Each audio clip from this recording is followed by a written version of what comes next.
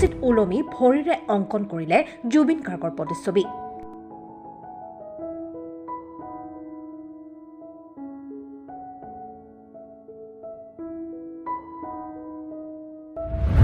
সামাজিক মাধ্যমত ভাইৰেল মৰাণৰ এজন যুৱক।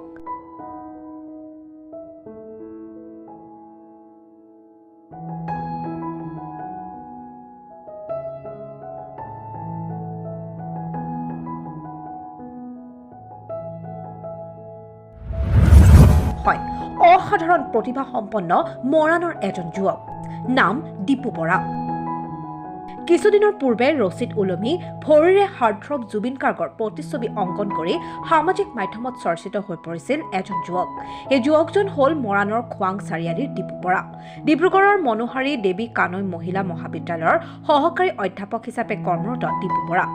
ইয়াৰ উপৰিও কেইবছৰ পূৰ্বে ভাৰতৰ প্ৰধানমন্ত্ৰী নৰেন্দ্ৰ মোদীৰ সুবিশাল কেনভাছ অংকন কৰি 7টা ৰাষ্ট্ৰীয় আৰু আন্তঃৰাষ্ট্ৰীয় সন্মান পাবলৈ সক্ষম হৈছিল। লগতে লণ্ডনৰ ৱৰ্ল্ড ৰেকৰ্ড ইউনিভাৰ্চিটিৰ পৰা ডক্টৰেট ডিগ্ৰী পাবলৈ সক্ষম হৈছিল দীপু বৰাই।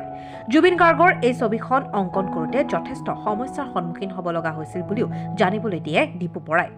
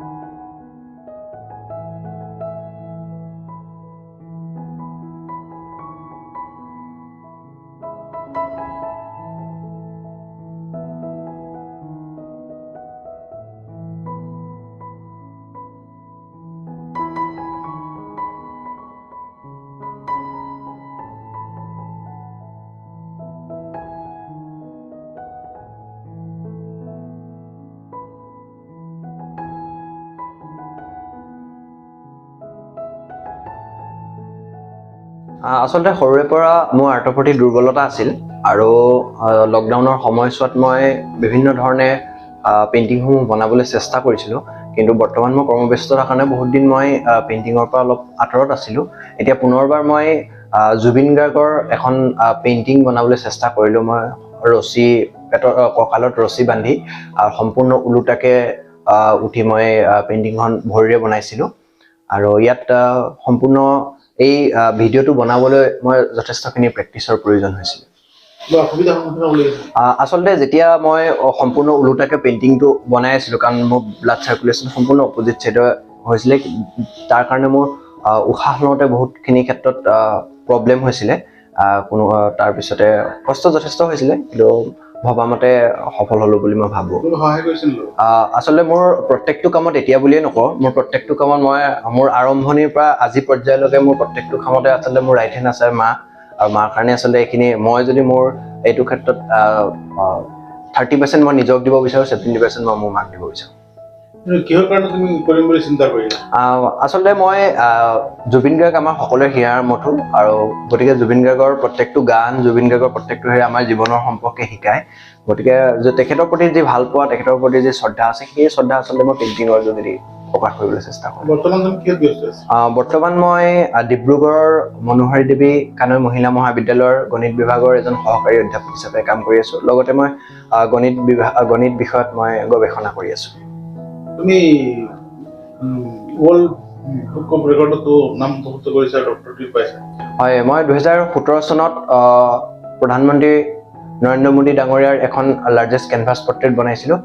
তাৰ কাৰণে মই 7টা নেশ্যনেল আৰু এটা ইণ্টাৰনেশ্যনেল এৱাৰ্ড পাবলৈ সক্ষম হৈছিলোঁ। লগতে মোক লণ্ডনৰ ৱৰ্ল্ড ৰেকৰ্ড ইউনিভাৰ্চিটিৰ ফালৰ পৰা 2019 চনৰ 26 ডিচেম্বৰ তাৰিখে মোক ডক্টৰেট ডিগ্ৰী প্ৰদান কৰিছিল।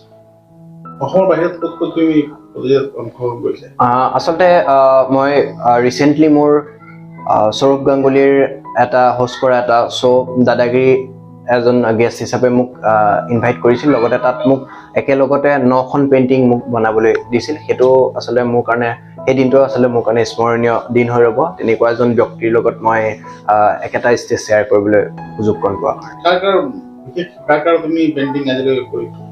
আচলতে শ্বাহৰুখ খানৰ পৰা আদি কৰি দীপলিনা ডেকা, আচুৰ্য বৰপাত্ৰ, জুবিন গাৰ্গ, মাদাৰ টেৰেছা, নিতুমণি শইকীয়া, এনেকৈ কৰি মই বহুত নামী ব্যক্তিৰ মুখ্যমন্ত্ৰীৰো এখন মই 2খন হাত পিছফালে বান্ধি মই মুখ্যমন্ত্ৰীৰ এখন পেইণ্টিং বনাইছিলোঁ।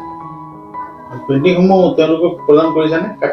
প্ৰদান কৰা হোৱা নাই, কিন্তু তেওঁলোকক মই সামাজিক মাধ্যমত পঠাইছোঁ আৰু তেওঁলোকে সেইখিনি মোক সঁহাৰিও জনাইছে যে ভাল পাইছোঁ বুলি, বা তেওঁলোকৰ যি মতামত সেইসমূহ মোক আগবঢ়াইছে। আচলতে মই আজিৰ পৰা 3 বছৰ আগৰ পৰা মই এখন ফিল্মৰ কাম কৰি আছোঁ পেইণ্টিং ৰিলেটেড, কিন্তু সেইখনৰ কামত অলপকৈ এতিয়া ব্যস্ত হৈ আছোঁ, ইমানখিনি আৰু। Bureau report, Brahmaputra news.